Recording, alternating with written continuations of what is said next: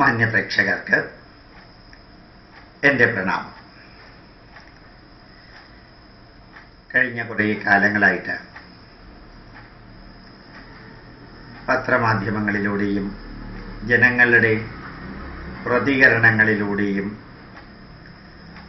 പ്രതിഷേധങ്ങളിലൂടെയും എഡിറ്റോറിയലുകളിലൂടെയും TV മാധ്യമങ്ങളിലൂടെയുമെല്ലാം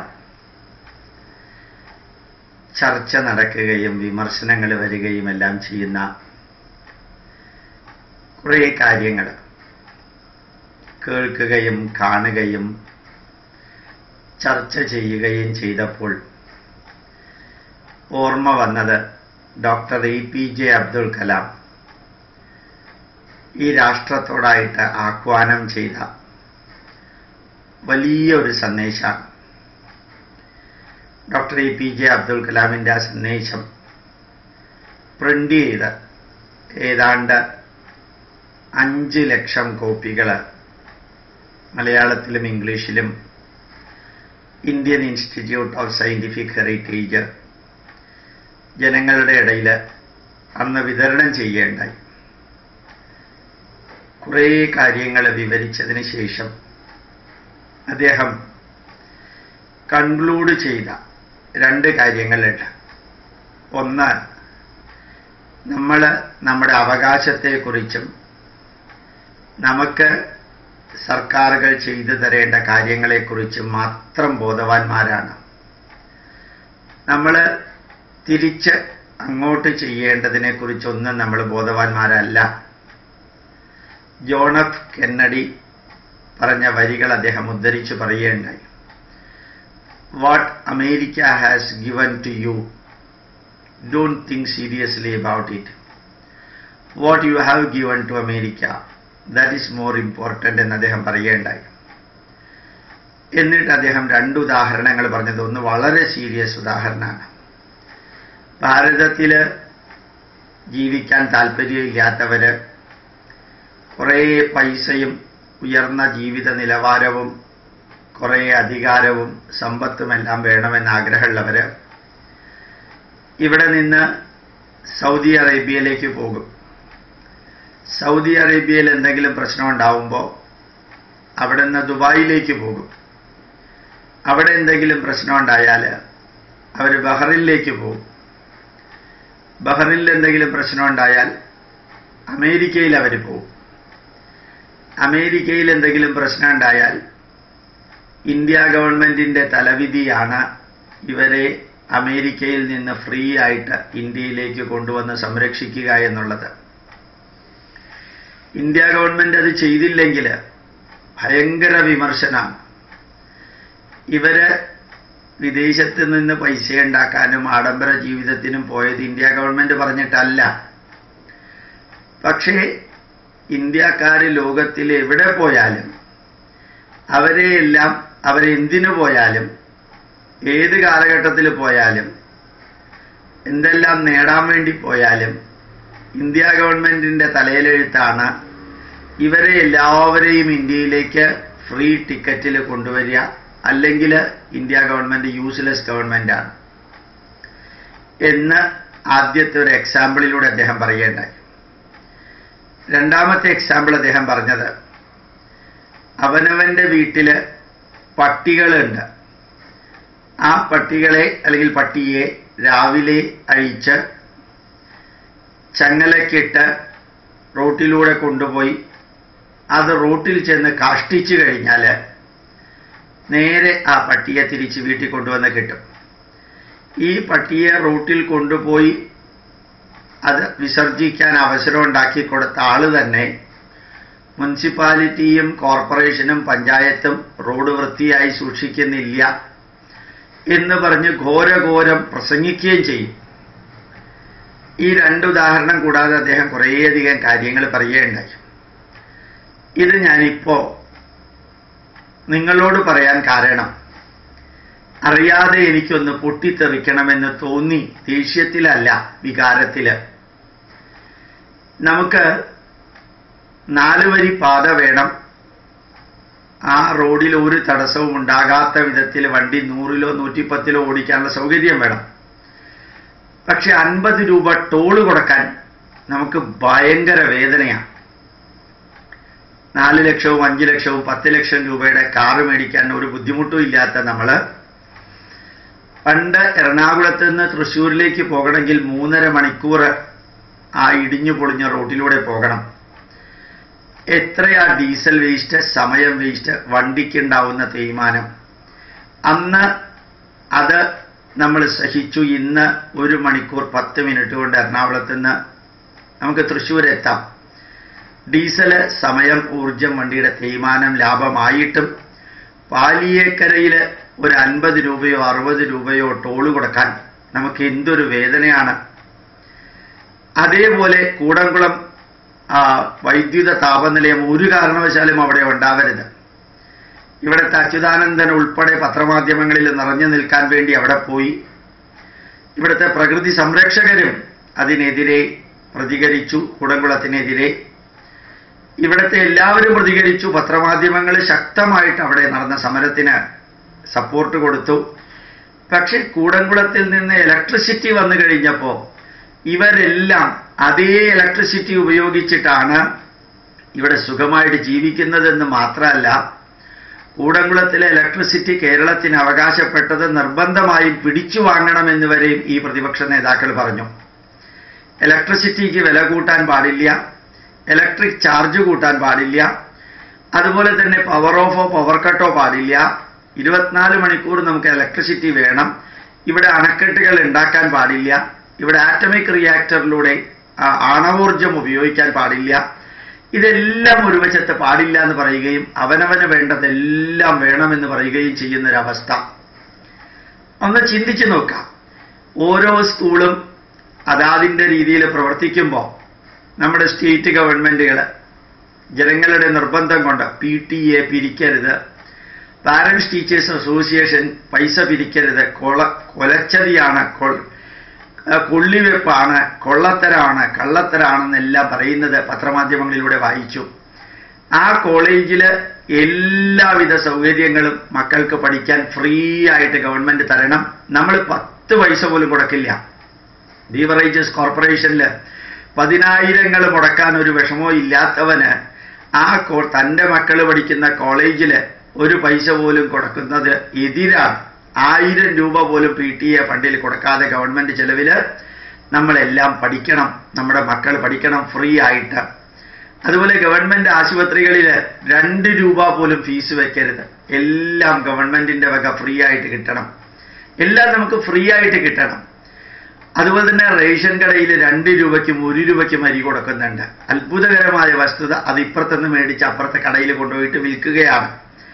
ആ 2 രൂപയ്ക്ക് അരി കൊടുക്കണമെങ്കിൽ ഗവൺമെൻറ് എവിടെ നിന്ന് പൈസ ഉണ്ടാക്കണം എന്നുള്ളത് കൂടി ഒന്ന് ചിന്തിച്ചാൽ, ആശുപത്രികളിൽ ഫ്രീ ആയിട്ട് മെഡിസിനും ട്രീറ്റ്മെൻറ്റും കൊടുക്കാൻ ആ ആശുപത്രിയുടെ ചെലവിന് വേണ്ടിയിട്ടുള്ള പൈസ എവിടെ നിന്ന് ഉണ്ടാക്കുമെന്നൊന്ന് ചിന്തിക്കാൻ, കോളേജുകളിൽ ഒരൊറ്റ പൈസ പോലും വാങ്ങിക്കാതെ ഇത്രയും സൗകര്യത്തോടു കൂടി ഇവിടുത്തെ പിള്ളേരെ പഠിപ്പിക്കണമെങ്കിൽ ഗവൺമെൻറ് എവിടെ നിന്ന് പൈസ ഉണ്ടാക്കും? ഇത്രയും അധികം റോഡ് ഉണ്ടാക്കാനുള്ള സ്ഥലം അക്വയർ ചെയ്തിട്ട് റോഡ് ഉണ്ടാക്കാനുള്ള ടെൻഡർ വിളിച്ചിട്ട് റോഡ് ഉണ്ടാക്കിയിട്ട് ഈ ലക്ഷക്കണക്കിന് രൂപ മുടക്കിയിട്ട് കാറും വണ്ടിയും വാങ്ങിച്ച് അതിൽ കൂടെ ഓടിക്കുന്നവന് ടോള് വാങ്ങിക്കാതെ യാത്ര ചെയ്യാൻ സൗകര്യം ഉണ്ടാക്കണമെങ്കിൽ ഇവിടുത്തെ ഉമ്മൻചാണ്ടിയും ഇവിടുത്തെ രമേശ് ചെന്നിത്തലയും അവിടുത്തെ മോദി സർക്കാരും ഒക്കെ അവനവൻ്റെ തറവാട്ടിൽ നിന്ന് പൈസ കൊണ്ടുവന്നിട്ട് ഉണ്ടാക്കുമോ? ഒന്ന് ചിന്തിച്ചു നോക്കാം. മാതൃഭൂമി അടുത്ത കാലത്ത് മാതൃഭൂമി പത്രം അടുത്ത കാലത്ത് ആരുടെയോ ഒരു ലേഖനം എഴുതി. ആ ലേഖനത്തിൻ്റെ തുടക്കം ഇതാണ്: തമിഴ്നാട്ടിൽ ഗവർണൻസ് തിരിച്ചു വരുന്നു, ഭരണം തിരിച്ചു വരുന്നു എന്ന്. ജനങ്ങൾക്ക് 8 രൂപ സബ്സിഡിയിലാണ് ഉപ്പ് കൊടുക്കുന്നത്. അമ്മ കുടിവെള്ളം അവിടെ ഫ്രീ ആയിട്ടോ 1 രൂപയ്ക്കോ 2 രൂപയ്ക്കോ കൊടുക്കുന്നു. പാവപ്പെട്ടവർക്കെല്ലാം ഇഡ്ഡലി 2 രൂപയ്ക്കും ഉച്ചയ്ക്ക് ഭക്ഷണം 5 രൂപയ്ക്കും ലഭിക്കുന്നു. ഇത്രയും ഗംഭീരമായ ഭരണം തിരിച്ചു വരുന്നു. മാതൃഭൂമിയിൽ ആ എഡിറ്റോറിയൽ എഴുതിയ വ്യക്തി ഒന്ന് തമിഴ്നാട്ടിൽ പോയിട്ട് അന്വേഷിച്ചിരുന്നെങ്കിൽ മനസ്സിലാക്കാം. 5 സെന്റ് സ്ഥലത്തൊരു വീട് വെക്കണവൻ ഈ അമ്മ ഫ്രീ ആയിട്ട് കൊടുക്കുന്ന അമ്മ ഇഡ്ഡലി, അമ്മ വാട്ടർ, അതുപോലെ തന്നെ അമ്മ ഉപ്പ് കൊടുക്കുന്നതിന് എത്ര രൂപയാ കൈക്കൂലി കൊടുക്കേണ്ടി വരുന്നത് എന്നുള്ളതൊന്ന് ചിന്തിച്ചാൽ മനസ്സിലാക്കാൻ സാധിക്കും. കോയമ്പത്തൂര് എൻ്റെ സുഹൃത്തിന് ഒരു ആയുർവേദ ആശുപത്രിയുണ്ട്. വളരെ ഗംഭീരമായിട്ട് നടക്കുന്ന ആശുപത്രിയാണ്. 6 വർഷമായിട്ട് അതിന് ഗവൺമെന്റ് അംഗീകാരം കോയമ്പത്തൂർ കൊടുത്തിട്ടില്ല. അതിന് കാരണം വളരെ സിമ്പിളാ. 25 ലക്ഷം രൂപ അമ്മയുടെ ഇഡലിക്കും അമ്മയുടെ ഉപ്പിനും അമ്മയുടെ വെള്ളത്തിനും കൊടുക്കണമെന്ന നിർദ്ദേശമാണ്. അത് കിട്ടാതെ അപ്രൂവൽ ആയുർവേദ ആശുപത്രിക്ക് കൊടുക്കില്ല. 25 ലക്ഷം രൂപ. ആ തമിഴ്നാട്ടിൽ നിങ്ങൾക്ക് ആർക്ക് എപ്പോൾ എവിടെ എന്ത് തുടങ്ങണമെങ്കിലും അതിന് ഇത്ര ലക്ഷം രൂപ ഗവൺമെന്റിന് കൊടുക്കണം.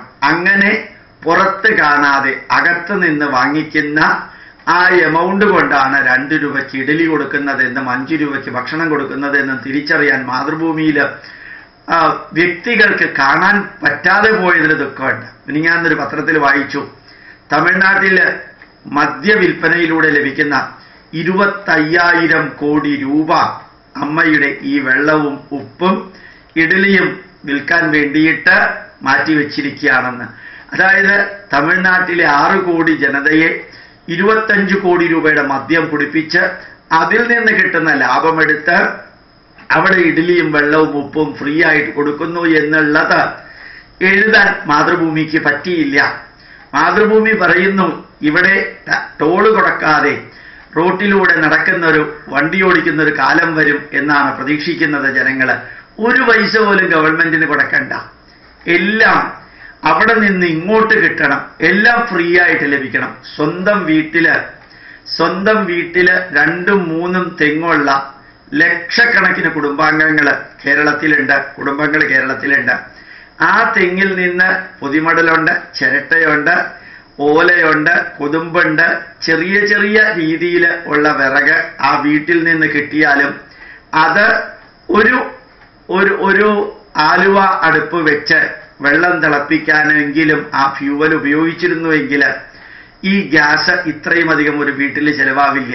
5 രൂപ ഗ്യാസിന് കൂട്ടിയാൽ ജനങ്ങളുടെ നീറുന്ന പ്രശ്നങ്ങൾ വീണ്ടും വീണ്ടും നീറ്റലായി മാറുകയാണ് എന്ന് മാതൃഭൂമി വായിച്ചപ്പോൾ എനിക്ക് അത്ഭുതം തോന്നി. പഞ്ചസാരയ്ക്ക് 1 രൂപ കൂടി എന്ന് മാതൃഭൂമി ഫ്രണ്ട് പേജിൽ ഇത്രയും കള്ള് ഷോപ്പിലും ഇത്രയും അധികം ആഡംബരത്തിനും സിനിമാ ടാക്കീസിനും അതുപോലെ തന്നെ എൻജോയ് ചെയ്യാനും 5 സ്റ്റാർ ഹോട്ടലിലും സ്റ്റാർ ഹോട്ടലിലും പോയി ഭക്ഷണം കഴിക്കുമ്പോൾ അവര് 100, 150, 200, 500, 10,000 വാങ്ങിക്കുന്നതിൽ ഇവിടെ ആർക്കും ഒരു പ്രശ്നമില്ല. പഞ്ചസാരയ്ക്ക് 1 രൂപ കൂടിയത്, പെട്രോളിന് 1 രൂപ 60 പൈസ കൂടിയത്, ആ പെട്രോളിനും ഗ്യാസിനും ഡീസലിനും വില കൂടിയതിനെ ഗോപാലകൃഷ്ണൻ ന്യായീകരിക്കുകയല്ല ചെയ്യുന്നത്, ജസ്റ്റിഫൈ ചെയ്യുകയല്ല ചെയ്തത്.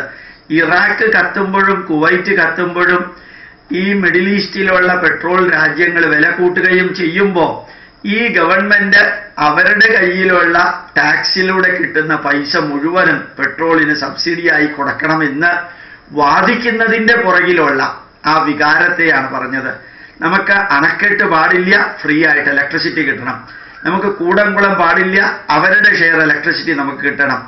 നമുക്ക് ഒരിക്കലും കരിങ്കൽ ക്വാറികൾ പാടില്ല, കരിങ്കല്ല് വെട്ടിപ്പൊളിക്കുന്ന സ്ഥലം പാടില്ല.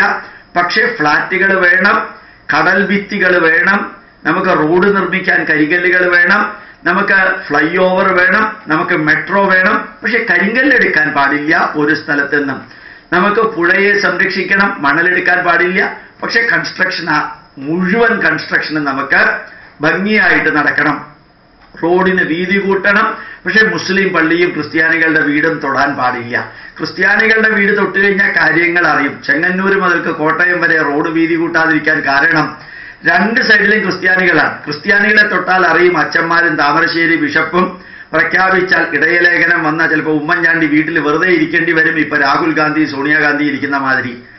അതുകൊണ്ട് അവിടെ ഒന്നും ചെയ്യാൻ പാടില്ല. നമുക്ക് ഒരു 50 രൂപ ടോള് കൊടുക്കാൻ പറ്റാത്തവരുടെ അടുത്ത് ഞാൻ വെറുതെ ചോദിക്കാം, തിരുവനന്തപുരത്ത് നിന്ന് പണ്ട് കഴക്കൂട്ടത്തേക്ക് പോകണമെങ്കിൽ ശ്രീകാര്യം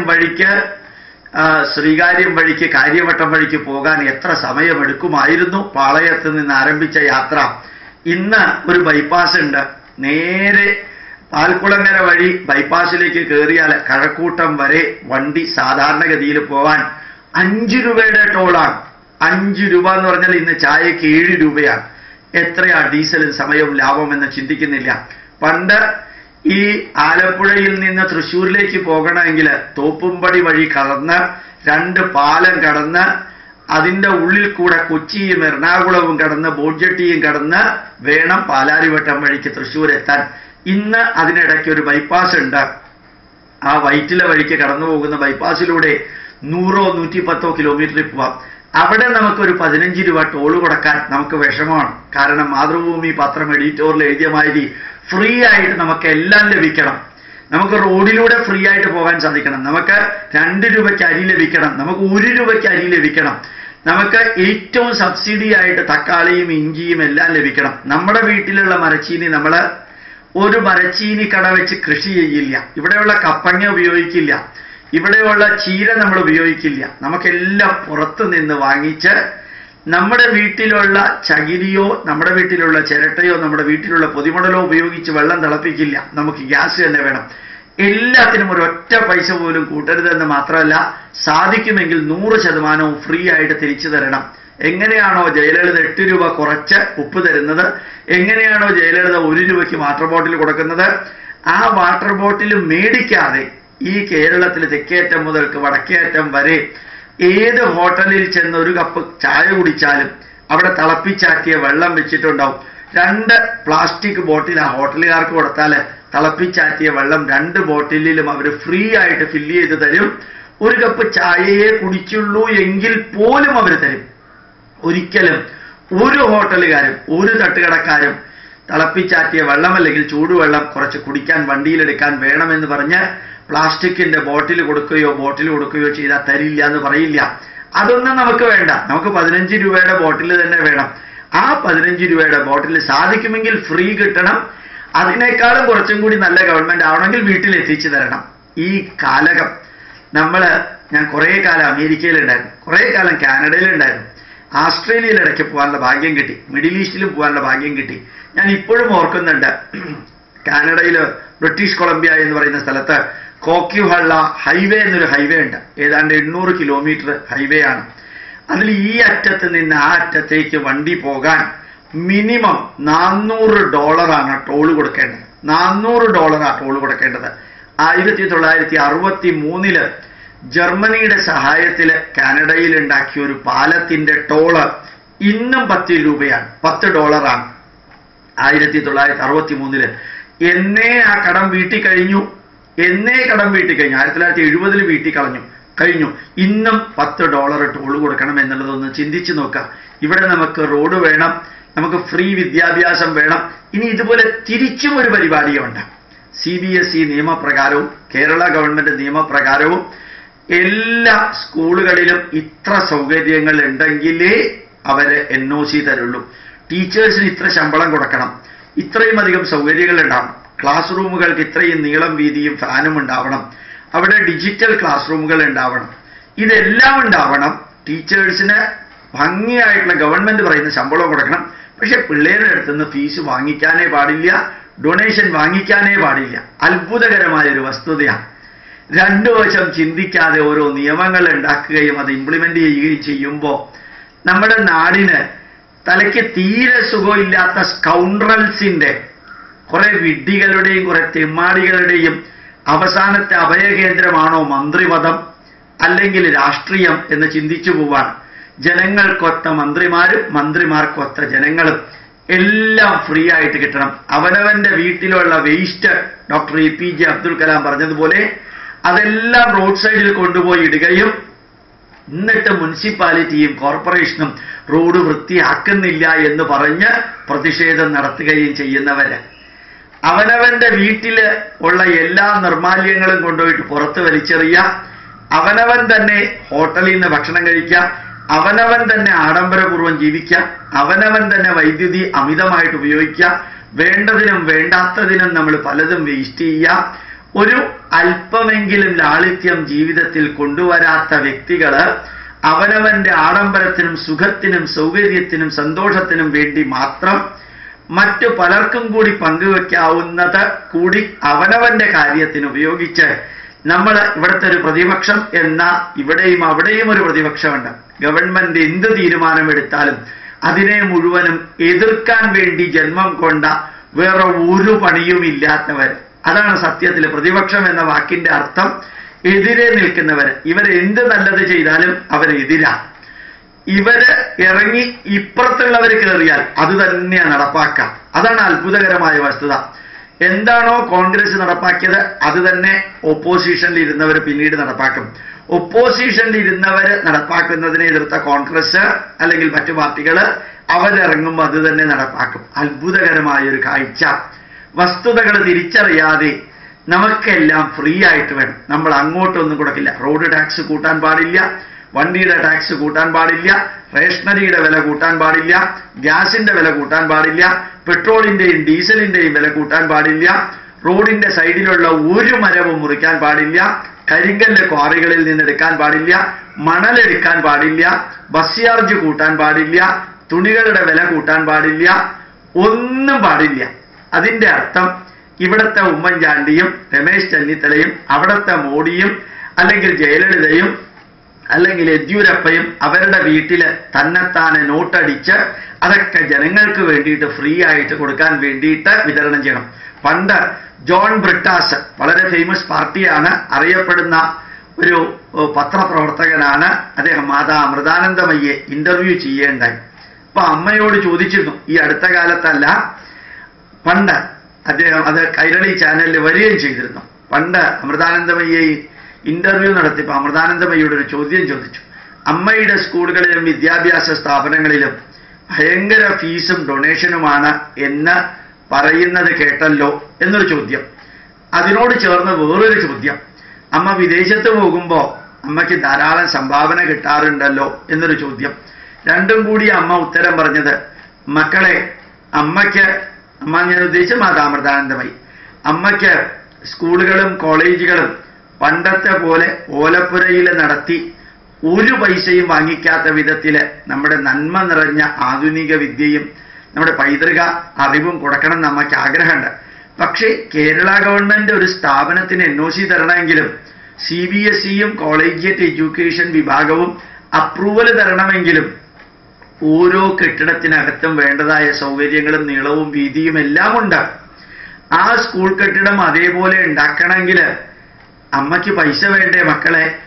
വിദേശത്ത് നിന്നായാലും സ്വദേശത്ത് നിന്നായാലും പിള്ളേരുടെ ആയാലും നല്ല രീതിയിൽ ആശുപത്രി നടത്താനും നല്ല രീതിയിൽ അനാഥാലയങ്ങൾ നടത്താനും നല്ല രീതിയിൽ ജനങ്ങൾക്ക് സഹായം എത്തിക്കാനും വിദ്യാലയങ്ങൾ നടത്താനും അമ്മയ്ക്ക് തന്നെത്താനെ നോട്ട് പ്രിന്റ് ചെയ്ത് അമ്മയുടെ ആവശ്യത്തിനനുസരിച്ച് ഉപയോഗിച്ച് ഇവിടെ സ്ഥാപനങ്ങൾ ഉണ്ടാക്കാനുള്ള നിയമം കേന്ദ്രമോ കേരള ഗവൺമെന്റോ കൊണ്ടുവരുന്നത് വരെ അമ്മയ്ക്ക് ഉള്ളവരിൽ നിന്ന് മേടിച്ചില്ലാത്തവർക്ക് കൊടുക്കാനല്ലേ പറ്റുള്ളൂ മക്കളെ എന്ന ഒരു ചോദ്യം തിരിച്ചു ചോദിക്കേണ്ടായി. ആ മനുഷ്യന്റെ തലയിൽ അത് കയറിയിട്ടുണ്ടാവില്ല. കാരണം അങ്ങനെ പെക്യൂലിയർ ടൈപ്പാണ്. പിണറായി വിജയന്റെ ശിഷ്യനായ സ്ഥിതിക്ക് രണ്ടും നിഷേധാത്മകത മാത്രമുള്ള പാർട്ടീസാണ്. അതുകൊണ്ട് അവരെ ഉപദേശിക്കാനോ കാര്യങ്ങൾ ബുദ്ധിക്കും യുക്തിക്കും ശാസ്ത്രത്തിന് നിരക്കുന്ന വിധത്തിൽ പറഞ്ഞു കൊടുക്കാനോ സാധിക്കില്ല. കാരണം അത് ചേമ്പിന്റെ ഇല മാതിരിയാ, വെള്ളം തൊടില്ല. വെള്ളത്തിലാണ് ഇരിക്കുന്നതെങ്കിൽ താമരയിലയിൽ വെള്ളം തൊടില്ല എന്ന് പറഞ്ഞ മാതിരിയാണ്. ഈ നന്മ തിന്മകൾ തിരിച്ചറിയാൻ സാധിക്കുന്നവരാണെങ്കിൽ പോലും നന്മ ഒരിക്കലും പറയില്ല എന്ന ഹിരണ്യകശിപുവിന്റെയും കംസന്റെയും ഹിരണ്യാക്ഷന്റെയും പൂർവ്വജന്മത്തിൽ നിന്ന് ഇപ്പോഴത്തെ ജന്മത്തിൽ വന്ന കുറെ പാർട്ടീസാണ് ഇവരൊക്കെ നന്നാക്കാൻ ഈശ്വരന്റെ അപ്പൂപ്പം വിചാരിച്ചാലും സാധിക്കില്ല. അതുകൊണ്ട് അവരെ പ്രതിപക്ഷമായിട്ട് ഇങ്ങനെ എതിർക്കാം. അവര് തന്നെ ഭരണത്തിൽ വരുമ്പോ ഇതേ കാര്യം ചെയ്യാം. ഗ്യാസിന്റെ വില കൂട്ടുക, ഇലക്ട്രിസിറ്റിയുടെ വില കൂട്ടുക, ബാക്കി തുടങ്ങിയതെല്ലാം ചെയ്യാം. അപ്പോ ഞാനും എൻ്റെ അച്ഛനും എൻ്റെ അപ്പൂപ്പനും ചെയ്തത് മാത്രം ശരി, നീയും നിന്റെ അച്ഛനും നിന്റെ അപ്പൂപ്പനും ചെയ്തതൊക്കെ തെറ്റ്. എന്തുകൊണ്ട്? ഞാൻ ഇപ്പുറത്തിരിക്കുന്നത് കൊണ്ട്. നീ ചെയ്യുന്നത് കൊണ്ടോ ഞാൻ ചെയ്തതുകൊണ്ടോ അല്ല, ഞാൻ ഇപ്പുറത്തിരിക്കുന്നത് കൊണ്ട്. അങ്ങനെയാണ്. എന്തായാലും ഈ ഇടതുപക്ഷമായാലും വലതുപക്ഷമായാലും മധ്യപക്ഷമായാലും ചെയ്തുകൊണ്ടിരിക്കുന്ന സമരത്തിന് ഇപ്പോ ഒരാളും സപ്പോർട്ട് ചെയ്യണില്ല എന്നുള്ളത് വസ്തുതയാണ്. മാതൃഭൂമി പത്രത്തെ പോലെ അല്ലെങ്കിൽ മനോരമ പത്രത്തെ പോലെ അല്ലെങ്കിൽ പത്രമാധ്യമങ്ങളെ പോലെ ജനങ്ങളുടെ വികാരം ഇളക്കി വിടാൻ വേണ്ടി ചെയ്യുന്ന എല്ലാം ഗവൺമെന്റിൽ നിന്ന് ഫ്രീ ആയി കിട്ടണം. ഗവൺമെന്റിലേക്ക് ടാക്സ് ആയിട്ടൊന്നും കൊടുക്കാൻ പാടില്ല. ഇൻകം ടാക്സ് കൺസെഷൻ വേണം, സെയിൽ ടാക്സ് കൺസെഷൻ വേണം, വാറ്റ് കൺസെഷൻ വേണം, ബസ് ചാർജ് കൺസെഷൻ വേണം, സകല വിധത്തിലുള്ള ടാക്സുകളും സകല വിധത്തിലുള്ള സാധനങ്ങളും ഇല്ലാതെയാക്കണം. ജനങ്ങൾക്ക് തന്നെത്താൻ ഒരു പണിയും എടുക്കാതെ 40 ലക്ഷം ആസാമിൽ നിന്ന് വന്ന പിള്ളേരുടെ വിയർപ്പ് കൊണ്ട് നമ്മൾക്ക് ജീവിക്കണം. അങ്ങനെ 40 ലക്ഷം പേര് ഇവിടെ വന്ന് ജോലി ചെയ്യുമ്പോൾ ഇവിടെ ഒരു 2.5 ലക്ഷം 3 ലക്ഷം ചെറുപ്പക്കാര് തൊഴിലില്ലായ്മ വേദനയുമായിട്ട് സുഖമായിട്ട് ജീവിക്കുന്നു. അവരുടേതായിട്ടുള്ള തൊഴിൽ ചെയ്യുകയോ എന്തെങ്കിലും ചെയ്തിട്ട് തൊഴിലില്ല എന്ന വാദത്തില് തൊഴിലില്ലായ്മ വേതനത്തിന് ഒരു ഫുൾ ഡേ ക്യൂ നിന്ന് അതിലൂടെ മേടിക്കുന്നു. ശരിക്കു പറഞ്ഞാൽ കേരളത്തിന്റെ വിചിത്രമായ ഈ ചിന്താധാര ഇവിടുത്തെ പത്രമാധ്യമങ്ങളുടെ സൃഷ്ടിയാണ്, ഇവിടുത്തെ രാഷ്ട്രീയക്കാരുടെ സൃഷ്ടിയാണ്. ഏതായാലും ഇതിന് കേരള ജനത മൂല്യം കൊടുക്കുന്ന കാലം ഏതാണ്ട് കഴിഞ്ഞു വരുന്നു. ഇന്നത്തെ പത്രം നാളത്തേക്ക് എങ്ങനെ യൂസ്ലെസ് ആവുന്നുവോ അതേപോലെ പത്ര പ്രവർത്തകരുടെ എഴുത്തുകളും എഡിറ്റോറിയലുകളും നമ്മുടെ രാഷ്ട്രീയക്കാരുടെ സമരങ്ങളും ശരിക്കും പച്ച മലയാളത്തിൽ പറഞ്ഞാൽ ഒരു പട്ടിയും തിരിഞ്ഞു നോക്കാത്ത ലെവലിലേക്ക് എത്തിക്കൊണ്ടിരിക്കുന്നതിൽ മാത്രം ഒരാശ്വാസമുണ്ട്. അങ്ങോട്ട് അമേരിക്കയ്ക്ക് വേണ്ടി നിങ്ങൾ എന്തു കൊടുത്തു എന്ന് ചിന്തിക്കുക, അമേരിക്ക നിങ്ങൾക്ക് വേണ്ടി എന്ത് തരുന്നു എന്ന് ചിന്തിക്കാതിരിക്കാനും ഇതേപോലൊരു ഭരണാധികാരി ജോൺ എഫ് കെന്നഡിയാണ് പറഞ്ഞത്. ഡോക്ടർ APJ അബ്ദുൽ കലാം ഈ ഭാരതത്തിന്റെ പ്രിയപുത്രനും പറഞ്ഞത്, നിങ്ങൾക്ക് ഇന്ത്യയിൽ നിന്ന് എന്തെല്ലാം ലഭിക്കുന്നു എന്ന് മാത്രം നോക്കാൻ, അവകാശത്തിനു വേണ്ടി മാത്രം വാദിക്കാനുള്ള ഒരു തലമുറയായിട്ട് ഈ കേരളത്തിലെ ഭാരതത്തിലെ ജനതയെ വളർത്തിക്കൊണ്ടുവന്നത് ഒരു പക്ഷേ ഇവിടുത്തെ മാധ്യമങ്ങളാണ്. ഇവിടെ നികുതി ഈടാക്കുന്നവരും വില കൂട്ടുന്നവരും ടോള് ഇംപ്ലിമെന്റ് ചെയ്യുന്നവരും ചെയ്യുന്നതെല്ലാം ശരിയാണെന്നുള്ള അർത്ഥത്തിലല്ല ഞാൻ പറഞ്ഞത്. അതിനെല്ലാം ഞാൻ കൂട്ടുനിൽക്കുന്നു എന്നുള്ള അർത്ഥത്തിലും അല്ല പറഞ്ഞത്. അപ്പുറത്തെ ഡാമും ആറ്റമിക് റിയാക്ടറും ഒന്നും പാടില്ല, ഇപ്പുറത്തെ ഇലക്ട്രിസിറ്റി വേണം താനും. ടോള് കൊടുക്കുകയുമില്ല, റോഡ് നന്നാവുകയും വേണം താനും. ഒരു കാരണവശാലും ഒരു തരത്തിലുള്ള ടാക്സ് കൊടുക്കില്ല, എല്ലാ സാധനത്തിന്റെയും വില കുറയണം. ആ ഗ്യാസ് സിലിണ്ടർ ലാവിഷായിട്ട് ഉപയോഗിക്കുകയും ചെയ്യും. 5 രൂപ ഗ്യാസ് സിലിണ്ടറിന് കൂട്ടാനും പാടില്ല. അങ്ങനെ എനിക്ക് കിട്ടാനുള്ളതിൽ ഒന്നിലും വില കൂട്ടരുത്, അങ്ങോട്ട് കൊടുക്കാനുള്ളതെല്ലാം കുറയ്ക്കുകയും വേണമെന്ന വീക്ഷണത്തോട് പറഞ്ഞ പ്രതികരണമാണ് എന്ന് മാത്രം ചിന്തിക്കാൻ നിങ്ങൾക്ക് സാധിക്കട്ടെ എന്ന് പ്രാർത്ഥിച്ചുകൊണ്ട്, ഒരു പക്ഷേ സമൂഹത്തിൽ ഇന്ന് നിലനിൽക്കുന്നു എന്ന് തോന്നുന്ന വീക്ഷണത്തിന് എതിരെ പറയുന്ന ഒരു ക്ലാസ്സായിട്ട് മാത്രമേ ഇത് കാണാൻ പാടുള്ളൂ. ഒരു കാര്യം ഉറപ്പാണ്, അതിശക്തമായ എതിർപ്പ് ഞാൻ ഈ പറഞ്ഞതിൽ ഉണ്ടാവുമെന്ന് എനിക്കറിയാം. എങ്കിലും സത്യം തുറന്നു പറയാൻ, വസ്തുതകൾ തുറന്നു പറയാൻ ഈ രാഷ്ട്രത്തിനും ഈ ധർമ്മത്തിനും അത് ആര് ഭരിച്ചാലും ശരി നിലനിൽക്കാൻ വേണ്ടി ചെയ്യേണ്ടത് ചെയ്യണമെന്ന് ജനങ്ങളെ ഓർമ്മിപ്പിക്കാനുള്ളൊരു ദൗത്യം ഞാൻ അഥവാ നമ്മൾ എന്ന പദപ്രയോഗം ഉപയോഗിച്ചാണ് ഞാൻ കൂടുതലും പറഞ്ഞത്. നിങ്ങൾ എന്ന പദപ്രയോഗം ഞാൻ ഉപയോഗിച്ചിട്ടില്ല, നമ്മൾ എന്ന പദപ്രയോഗമാണ് ഉപയോഗിച്ചത് എന്നുകൂടി ഓർമ്മിപ്പിച്ചുകൊണ്ട് ഈ ചിന്ത നമ്മുടെ നാട്ടിൽ ഉണ്ടാവട്ടെ എന്ന് പ്രാർത്ഥിച്ചുകൊണ്ട് പ്രണാമം, നമസ്കാരം.